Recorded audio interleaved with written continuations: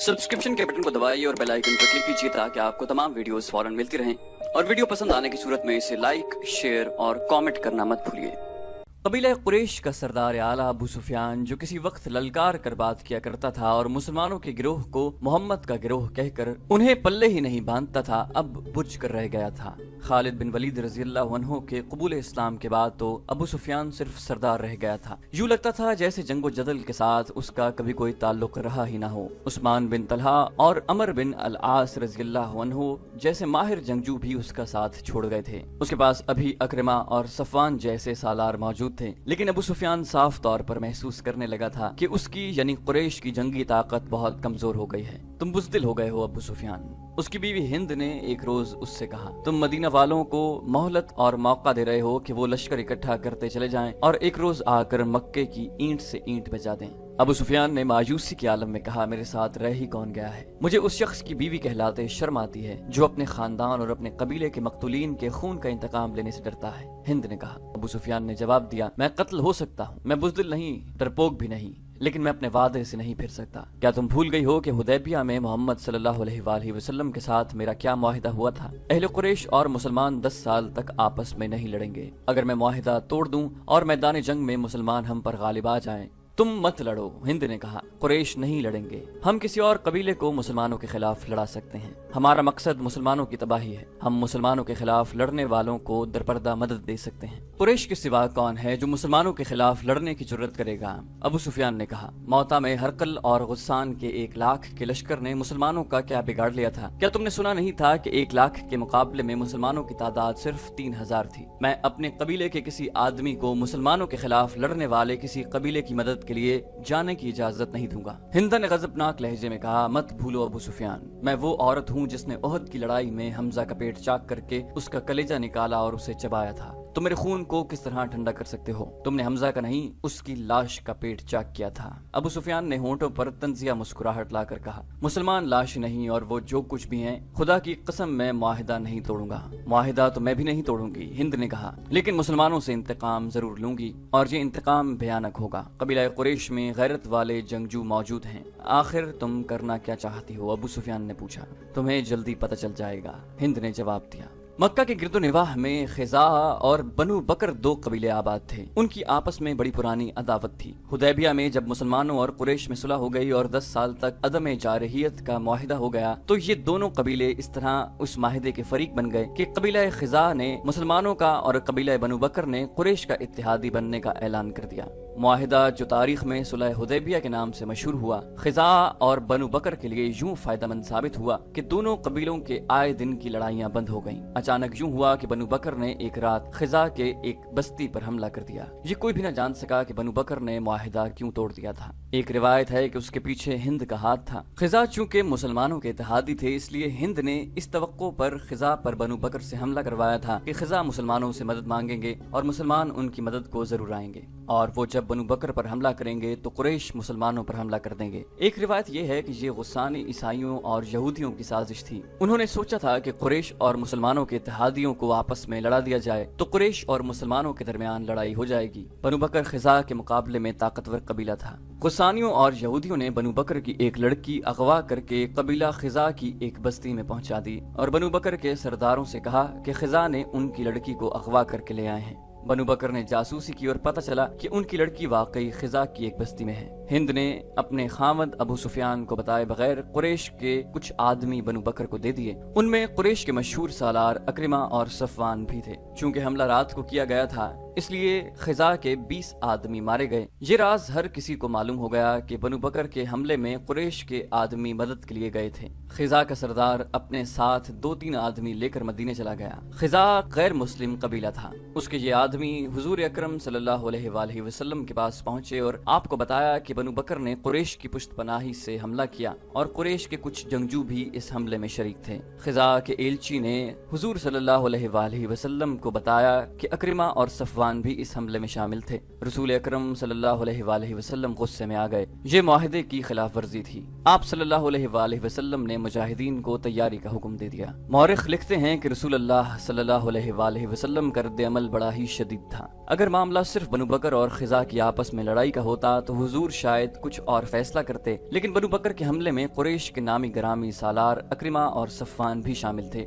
इसलिए आप सल्लल्लाहु अलैहि वआलिहि वसल्लम ने फरमाया कि मुआहिदे की खिलाफ वर्जी की जिम्मेदारी अहले कुरैश पर आयद होती है। अबू सुफियान ने सुलह हुदैबिया की खिलाफ वर्जी की है। मदीना की गलियों और घरों में आवाजें सुनाई देने लगी, रसूलुल्लाह सल्लल्लाहु अलैहि वसल्लम के हुक्म पर हम मक्का की ईंट से ईंट बजा देंगे। अब कुरैश को हम अपने कदमों में बिठा कर दम लेंगे। रसूलुल्लाह सल्लल्लाहु अलैहि वसल्लम ने मक्का पर हमले के तैयारी का हुक्म दे दिया। अबू सुफियान को इतना ही पता चला था कि बनु बकर ने खिजा पर शबखून की तर्ज का हमला किया है और खिजा के कुछ आदमी मारे गए हैं। उसे याद आया कि अक्रिमा और सफ़वान सुबह सवेरे घोड़ों पर सवार कहीं से आ रहे थे। उसने उनसे पूछा था कि वो कहाँ से आ रहे हैं, तो उन्होंने झूठ बोला था कि वो घुड़दौड़ के लिए गए थे।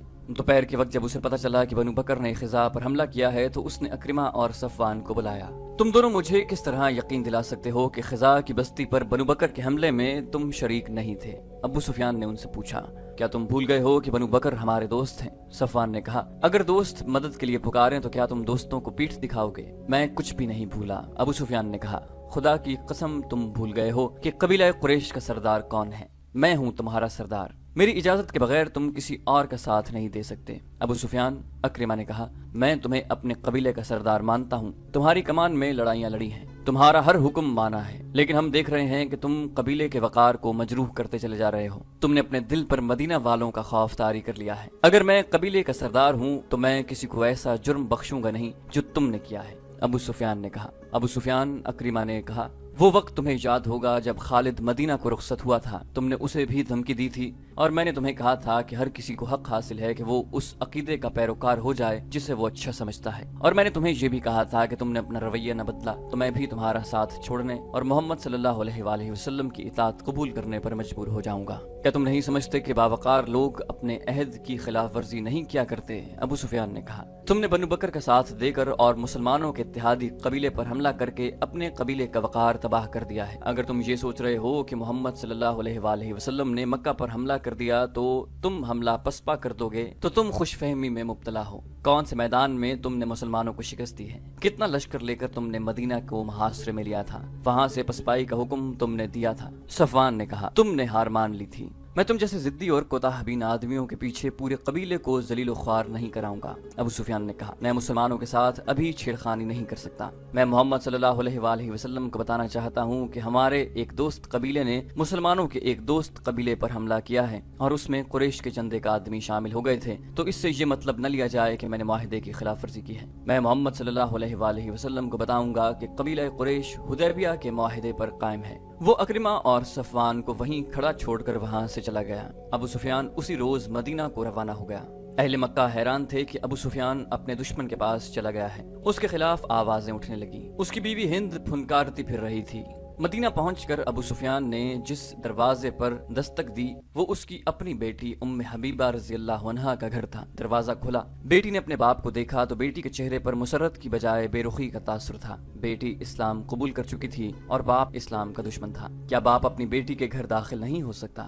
अबू सुफियान ने उम्मे हबीबा रज़ियल्लाहु अन्हा से पूछा, अगर बाप वो सच्चा मजहब कबूल कर ले जो उसकी बेटी ने कबूल किया है तो बेटी बाप की राह में आंखें बिछाएगी। उम्मे हबीबा रज़ियल्लाहु अन्हा ने कहा, बेटी अबू सुफियान ने कहा, मैं परेशानी के आलम में आया हूँ, मैं दोस्ती का पैगाम लेकर आया हूँ। उम्मे हबीबा रज़ियल्लाहु अन्हा ने कहा, बेटी क्या कर सकती है, आप रसूल खुदा सल्लल्लाहु अलैहि वसल्लम के पास जाएं। बेटी की इस बेरुखी पर अबू सुफियान सरपटा उठा। वो रसूल करीम सल्लल्लाहु अलैहि वसल्लम के घर की तरफ चल पड़ा। रास्ते में उसने वो शिनासा चेहरे देखे जो कभी अहले कुरैश कहलाते थे और उसे अपना सरदार मानते थे, अब उससे बेगाने हो गए थे। वो उसे चुपचाप देख रहे थे।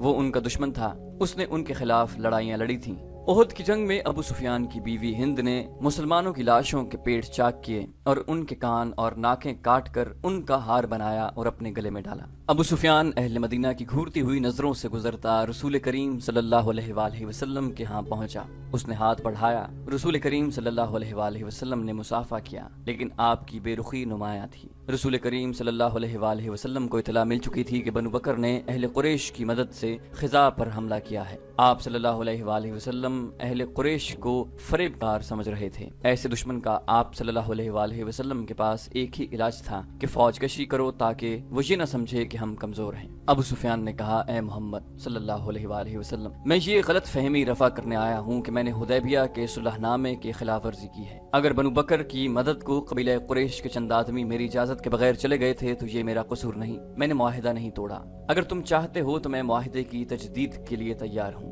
मौरखीन इब्न हशाम और मगाजी की तहरीरों से पता मिलता है कि रसूल अकरम सल्लल्लाहु अलैहि वसल्लम ने न उसकी तरफ देखा न उससे कोई बात की। रसूल करीम सल्लल्लाहु अलैहि वसल्लम की खामोशी ने अबू सुफियान पर खौफ तारी कर दिया। वो वहां से उठा और अबू बकर रज़ियल्लाहु अन्हु से जा मिला। अबू सुफियान ने अबू बकर रज़ियल्लाहु अन्हु से कहा कि मोहम्मद सल्लल्लाहु अलैहि वसल्लम मेरी बात सुनने को तैयार नहीं। तुम हम में से हो अबू बकर, खुदा की कसम हम घर आए मेहमान के साथ ऐसा सलूक नहीं किया करते कि उसकी बात भी न सुने। मैं दोस्ती का पैगाम लेकर आया हूँ। अगर मोहम्मद सल्लल्लाहु अलैहि वसल्लम ने जो अल्लाह के रसूल हैं तुम्हारी बात नहीं सुनी तो हम तुम्हारी किसी बात का जवाब नहीं दे सकते। अबू बकर रज़ियल्लाहु अन्हु ने कहा, हम उस मेहमान की बात सुना करते हैं जो हमारी बात सुनता है। अबू सुफियान, क्या तुमने मोहम्मद सल्लल्लाहु अलैहि वसल्लम की बात सुनी है कि वो अल्लाह का भेजा हुआ रसूल सल्लल्लाहु अलैहि वसल्लम है? क्या तुमने अल्लाह के रसूल की ये बात नहीं सुनी थी कि अल्लाह एक है और उसके सिवा कोई माबूद नहीं? सुनी थी तो तुम रसूल अल्लाह सल्लल्लाहु अलैहि वसल्लम के दुश्मन क्यों हो गए? क्या तुम मेरी कोई मदद नहीं करोगे अबू बकर? अबू सुफियान ने इल्तिजा की। अबू बकर रज़ियल्लाहु अन्हु ने कहा, नहीं, हम अपने रसूल के हुक्म के पाबंद हैं। अबू सुफियान मायूसी के आलम में सर झुकाए हुए चला गया और किसी से हजरत उमर रज़ियल्लाहु अन्हु का घर पूछकर उनके सामने जा बैठा। इस्लाम के सबसे बड़े दुश्मन को मदीना में देखकर मुझे हैरत हुई है। हजरत उमर रज़ियल्लाहु अन्हु ने कहा, खुदा की कसम तुम इस्लाम कबूल करने वालों में से नहीं। अबू सुफियान ने उमर रज़ियल्लाहु अन्हु को मदीना में आने का मकसद बताया और ये भी कि रसूल करीम सल्लल्लाहु अलैहि वसल्लम ने उसके साथ बात तक नहीं की और अबू बकर ने भी उसकी मदद नहीं की। मेरे पास अगर चूंटियों जैसी कमजोर फौज भी हो तो भी तुम्हारे खिलाफ लड़ूंगा। हजरत उमर रज़ियल्लाहु अन्हु ने कहा, तुम मेरे नहीं मेरे रसूल सल्लल्लाहु अलैहि वसल्लम और मेरे मजहब के दुश्मन हो। मेरा रवैया वही होगा जो अल्लाह के रसूल सल्लल्लाहु अलैहि वसल्लम का है। अबू सुफियान फातिमा रज़ियल्लाहु अन्हा से मिला, हजरत अली रज़ियल्लाहु अन्हु से मिला, लेकिन किसी ने भी उसकी बात न सुनी। वो मायूस और नामुराद मदीना से निकला। उसके घोड़े की चाल अब वो न थी जो मदीना की तरफ आते वक्त थी। घोड़े का भी जैसे सर झुका हुआ था। वो मक्का को जा रहा था। रसूल खुदा सल्लल्लाहु अलैहि वसल्लम ने उसके जाने के बाद इन अल्फाज में हुक्म दिया कि मक्का पर हमले के लिए ज्यादा से ज्यादा तादाद में फौज तैयार की जाए। आप सल्लल्लाहु अलैहि वसल्लम के हुक्म में खास तौर पर शामिल था कि जंगी तैयारी इतनी बड़े पैमाने पर हो कि मक्का वालों को फैसला कुन शिकस्त देकर कुरैश को हमेशा के लिए तहत-ओ-तेग कर लिया जाए। इसके अलावा हुजूर सल्लल्लाहु अलैहि वसल्लम ने फरमाया कि कूच बहुत तेज होगा और उसे ऐसा खुफिया रखा जाएगा कि मक्का वालों को बेखबरी में दबोच लिया जाए या मक्का के करीब इतनी तेजी से पहुंचा जाए कि कुरैश को मोहलत न मिल सकी कि वो अपने इत्तेहादी कबाइल को मदद के लिए बुला सकें। मदीना में मुसलमानों ने रातों को भी सोना छोड़ दिया।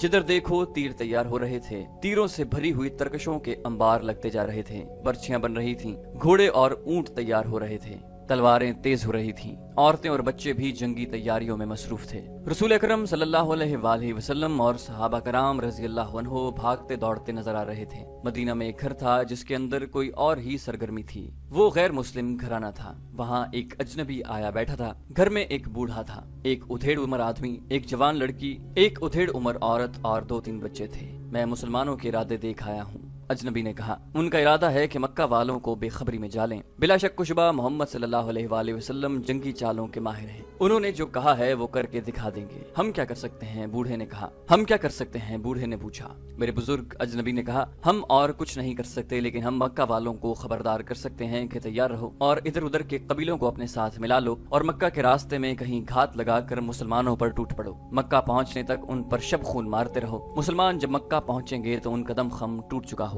कसम उसकी जिसे मैं पूछता हूँ। बूढ़े ने जोशीली आवाज में कहा, तुम अक्ल वाले हो, तुम खुदाई यहूदा के सच्चे पुजारी हो। खुदाई यहूदा ने तुम्हें अक्ल दानिश अता की है। क्या तुम मक्का नहीं जा सकते? अजनबी ने कहा, नहीं। मुसलमान हर गैर मुस्लिम को शक की निगाह से देख रहे हैं। ये जानते हैं कि मैं यहूदी हूँ, वो मुझ पर शक करेंगे। मैं अपनी जान पर खेल जाऊंगा। मुझे उन यहूदियों के खून का इंतकाम लेना है जिन्हें मुसलमानों ने कत्ल किया था। मेरी रगों में बनु कुरैज़ा का खून दौड़ रहा है। یہ میرا فرض ہے کہ میں مسلمانوں کو ضربے لگاتا رہوں اور میں اپنا یہ فرض ادا نہ کروں تو خدائے یہودا مجھے اس کتے کی موت مارے جس کے جسم پر خارش اور پھوڑے ہوتے ہیں اور وہ تڑپ تڑپ کر مرتا ہے، لیکن میں نہیں چاہتا کہ میں پکڑا جاؤں۔ میں مسلمانوں کو ڈنک مارنے کے لیے زندہ رہنا چاہتا ہوں۔ میں بوڑھا ہوں۔ بوڑھے نے کہا، مکہ دور ہے، گھوڑے یا اونٹ پر اتنا تیز سفر نہیں کر سکوں گا کہ مسلمانوں سے پہلے مکہ پہنچ جاؤں۔ یہ کام بچوں اور عورتوں کا بھی نہیں۔ میرا بیٹا ہے مگر بیمار ہے۔ اس انعام کو دیکھو جو ہم تمہیں دے رہے ہیں۔ اجنبی یہودی نے کہا، یہ کام کر دو، انعام کے علاوہ ہم تمہیں اپنے مذہب میں شامل کر کے اپنی حفاظت میں لے لیں گے۔ کیا یہ کام میں کر سکتی ہوں؟ ادھیڑ عمر عورت نے کہا، تم نے میری اونٹنی نہیں دیکھی، تم نے مجھے اونٹنی کی پیٹھ پر کبھی نہیں دیکھا، اتنی تیز اونٹنی مدینہ میں کسی کے پاس نہیں ہے۔ ہاں، یہودی نے کہا، تم یہ کام کر سکتی ہو۔ اونٹوں اور بکریوں کو باہر لے جاؤ، تمہاری طرف کوئی دھیان نہیں دے گا، تم انہیں چرانے کے لیے ہر روز لے جاتی ہو، آج بھی لے جاؤ اور مدینہ سے کچھ دور جا کر اپنی اونٹنی پر سوار ہو جاؤ۔ اس نے ایک کاغذ ایک عورت کو دیتے ہوئے کہا، اسے اپنے سر کے بالوں میں چھپا لو، اونٹنی کو دوڑاتی لے جاؤ اور مکہ میں ابو سفیان کے گھر جاؤ اور بالوں میں سے یہ کاغذ نکال کر اسے دو۔ عورت نے کاغذ لیتے ہوئے کہا، میرا انعام میرے دوسرے ہاتھ پر رکھ دو اور اس یقین کے ساتھ میرے گھر سے جاؤ کہ مسلمان مکہ سے واپس آئیں گے تو ان کی تعداد آدھی بھی نہ ہوگی، ان کے سر جھکے ہوئے ہوں گے اور شکست ان کے چہروں پر لکھی ہوئی ہوگی۔ یہودی نے سونے کے 3 ٹکڑے عورت کو دیے اور بولا، یہ اس انعام کا نصف حصہ ہے جو ہم تمہیں اس وقت دیں گے جب تم یہ پیغام ابو سفیان کے ہاتھ میں دے کر واپس آ جاؤ گی۔ اگر میں نے کام کر دیا اور زندہ واپس نہ آ سکی تو باقی انعام تمہارے بیمار خامد کو ملے گا۔ یہودی نے کہا، یہ عورت اپنے اونٹ اور بکریاں چرانے کے لیے گئی، انہیں وہ ہانکتی جا رہی تھی، کسی نے بھی نہ دیکھا کہ اونٹوں کی پیٹھیں ننگی تھیں، لیکن ایک اونٹنی سواری کے لیے تیار کی گئی تھی، اس کے ساتھ پانی کا مشکیزہ اور ایک تھیلا بھی بندھا ہوا تھا۔ عورت اس ریوڑ کو شہر سے دور لے گئی۔ بہت دیر گزر گئی تو یہودی نے اس جوان لڑکی کو جو گھر میں تھی کہا، وہ جا چکی ہوگی، تم جاؤ اور اونٹوں اور بکریوں کو شام کے وقت واپس لے آنا۔ وہ لڑکی ہاتھ میں گڈریوں والی لاٹھی لے کر باہر نکل گئی، لیکن وہ شہر سے باہر جانے کی بجائے شہر کے اندر چلی گئی۔ وہ اس طرح ادھر ادھر دیکھتی جا رہی تھی جیسے کسی کو ڈھونڈ رہی ہو۔ وہ گلیوں میں سے گزری اور ایک میدان میں جا رکی، وہاں بہت سے مسلمان ڈھالیں اور تلواریں لیے تیغ زنی کی مشق کر رہے تھے۔ ایک طرف شتر دوڑ ہو رہی تھی اور تماشائیوں کا بھی ہجوم تھا۔ لڑکی اس ہجوم کے ارد گرد گھومنے لگی، یہ کسی کو ڈھونڈ رہی تھی۔ اس کے چہرے پر پریشانی کے آثار تھے جو بڑھتے جا رہے تھے، اس کے قدم تیزی سے اٹھنے لگے۔ ایک جوان سال آدمی نے اسے دیکھ لیا اور بڑی تیز چلتا اس کے پیچھے گیا۔ قریب پہنچ کر اس نے دھیمی آواز سے کہا، زاریہ۔ لڑکی نے چونک کر پیچھے دیکھا اور اس کے چہرے سے پریشانی کا تاثر اڑ گیا۔ زاریہ نے کہا، وہیں آ جاؤ، اور وہ دوسری طرف چلی گئی۔ زاریہ کو وہاں پہنچتے خاصا وقت لگ گیا جہاں وہ عورت اونٹوں اور بکریوں کو لے جایا کرتی تھی۔ اونٹ اور بکریاں وہیں تھیں، وہ عورت اور اس کی اونٹنی وہاں نہیں تھے۔ زاریہ وہاں اس انداز سے بیٹھ گئی جیسے بکریاں چرانے آئی ہو۔ وہ بار بار اٹھتی اور شہر کی طرف دیکھتی تھی، اسے اپنی طرف کوئی آتا نظر نہیں آ رہا تھا۔ وہ ایک بار پھر پریشان ہو گئی۔ سورج ڈوبنے کے لیے افق کی طرف جا رہا تھا جب وہ آتا دکھائی دیا۔ زاریہ نے سکون کی آہ بھری اور بیٹھ گئی۔ اوہ عبید، زاریہ نے اسے اپنے پاس بٹھا کر کہا، تم اتنی دیر سے کیوں آئے ہو؟ میں پریشان ہو رہی ہوں، کیا تم نے مجھے پریشانی کا علاج نہیں بتایا؟ عبید نے کہا، میرے مذہب میں آ جاؤ اور تمہاری پریشانی ختم ہو جائے گی۔ جب تک تم اسلام قبول نہیں کرتی میں تمہیں اپنی بیوی نہیں بنا سکتا۔ زاریہ نے کہا، یہ باتیں پھر کر لیں گے، لیکن آج میرے دل پر بڑا بوجھ آن پڑا ہے۔ کیسا بوجھ؟ مسلمان مکہ پر حملہ کرنے جا رہے ہیں۔ زاریہ نے کہا، تم نہ جاؤ عبید، تمہیں اپنے مذہب کی قسم ہے کہ نہ جانا۔ مکہ والوں میں اتنی جان نہیں رہی کہ وہ ہمارے مقابلے میں جم سکیں۔ عبید نے کہا، لیکن زاریہ، ان میں جان ہو نہ ہو، مجھے اگر میرے رسول صلی اللہ علیہ وسلم آگ میں کود جانے کا حکم دیں گے تو میں اللہ کے رسول کا حکم مانوں گا۔ دل پر بوجھ نہ ڈالو زاریہ، ہمارا حملہ ایسا ہوگا کہ انہیں اس وقت ہماری خبر ہوگی جب ہماری تلواریں ان کے سروں پر چمک رہی ہوگی۔ ایسا نہیں ہوگا عبید، ایسا نہیں ہوگا۔ وہ گھات میں بیٹھے ہوں گے، آج رات کے پچھلے پہر یا کل صبح ابو سفیان کو پیغام مل جائے گا کہ مسلمان تمہیں بے خبری میں دبوچنے کے لیے آ رہے ہیں، تم نہ جانا عبید۔ قریش اور ان کے دوست قبیلے تیار ہوں گے۔ عبید نے بدک کر پوچھا، کیا کہہ رہی ہو زاریہ؟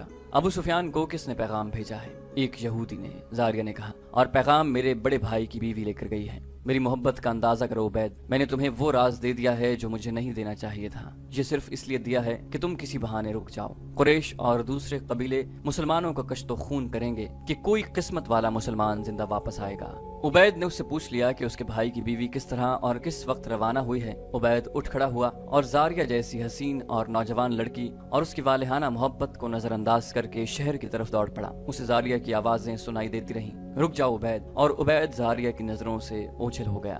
रसूल करीम सल्लल्लाहु अलैहि वसल्लम को पूरी तफसील से बताया गया कि एक औरत बड़ी तेज रफ्तार ऊँटनी पर अबू सुफियान के नाम पैगाम अपने बालों में छुपा कर ले गई है, उसे अभी रास्ते में होना चाहिए था। रसूल करीम सल्लल्लाहु अलैहि वसल्लम ने उसी वक्त हजरत अली रजी अल्लाह अन्हु और हजरत जुबैर रजी अल्लाह अन्हु को बुलाकर उस औरत की और उसकी ऊँटनी की निशानियां बताईं और उन्हें उस औरत के रास्ते में पकड़ने को भेज दिया। हजरत अली और हजरत जुबैर रजी अल्लाह अन्हु के घोड़े अरबी नस्ल के थे और उन्होंने उसी वक्त घोड़े तैयार किए और एड़े लगा दी।